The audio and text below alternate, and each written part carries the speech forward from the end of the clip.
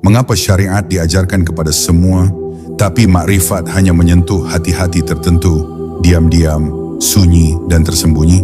Mungkin jawabannya bukan karena ilmu ini sulit, tapi karena tidak semua hati siap.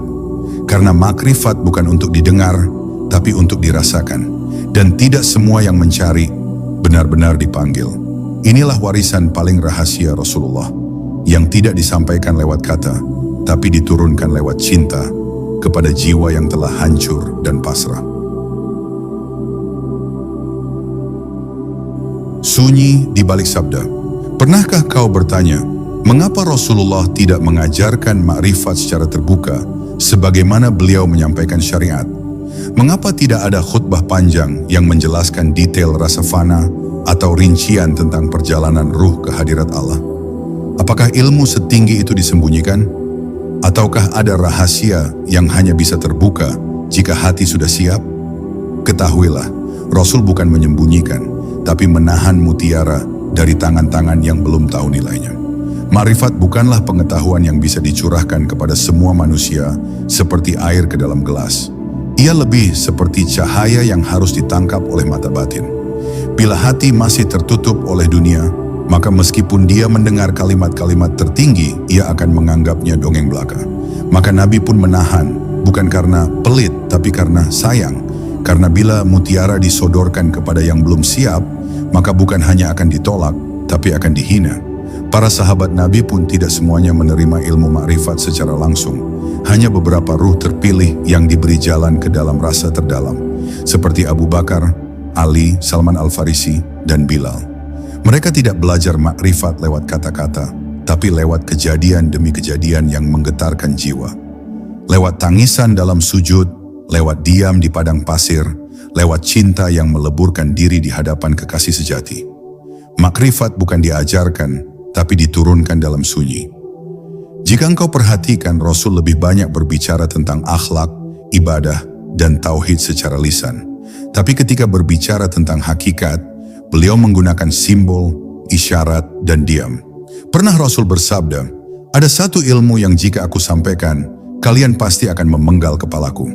Apakah itu? Itu adalah ilmu rasa yang menembus tirai-tirai akal.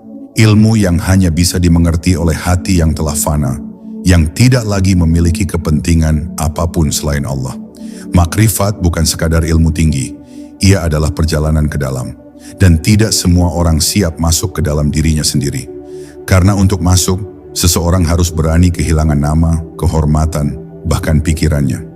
Maka jika ada yang ingin tahu tentang makrifat, tapi masih terikat oleh kebanggaan terhadap ilmu, maka yang ia cari bukan makrifat, tapi sekadar kebanggaan baru. Disitulah kenapa Nabi memilih diam, daripada memberi sesuatu yang akan disalahpahami dan malah menyesatkan. Ilmu ini bukan untuk semua telinga, karena telinga hanya mendengar suara, tapi makrifat berbicara dalam getar. Dan getar itu hanya bisa dirasa oleh hati yang telah dikosongkan dari dunia. Maka tak perlu heran jika Nabi memeluk beberapa sahabatnya lama dalam diam, atau menatap mereka dengan pandangan yang dalam dan hening. Disitulah ilmu diturunkan, dalam hening, dalam rasa, bukan lewat ceramah panjang tapi lewat detakan ruh yang bersatu. Sampai hari ini ilmu itu masih berjalan, tapi bukan lewat seminar atau buku-buku tebal. Ia berjalan lewat para kekasih yang menyembunyikan diri di balik kerendahan. Mereka tidak mengaku tahu, tapi rasa mereka telah tembus ke hadiratnya. Mereka tak banyak bicara, tapi kehadiran mereka membuat jiwa orang lain gemetar. Itulah warisan Nabi yang paling dalam. Bukan hanya syariat yang lahir, tapi makrifat yang batin. Dan hanya hati yang dipilih yang bisa merasakannya. Ilmu rasa yang tidak bisa dipaksakan. Apa yang terjadi jika engkau memaksakan cahaya menembus mata yang masih tertutup? Ia tak akan melihat apapun, bahkan bisa menjadi buta. Begitulah makrifat. Ia bukan ilmu yang bisa disampaikan kepada semua orang, karena dasarnya bukan logika atau hafalan. Ia tumbuh dalam keheningan, di tanah hati yang telah digemburkan oleh ujian, dan ditaburi benih kepasrahan. Ketika Rasulullah menyampaikan syariat, semua bisa mengikutinya. Tapi ketika beliau menyentuh hakikat, Hanya hati-hati tertentu yang mampu menangis tanpa suara. Pernahkah engkau merenung, mengapa sebagian besar manusia lebih tertarik pada dalil daripada diam? Karena dalil bisa diperdebatkan, bisa dipelajari, dan memberi rasa kuasai. Tapi diam hanya bisa dihadapi oleh mereka yang berani menelanjangi ego. Makrifat hidup dalam sunyi yang tak bisa dipelajari oleh siapapun yang masih ingin dipuji.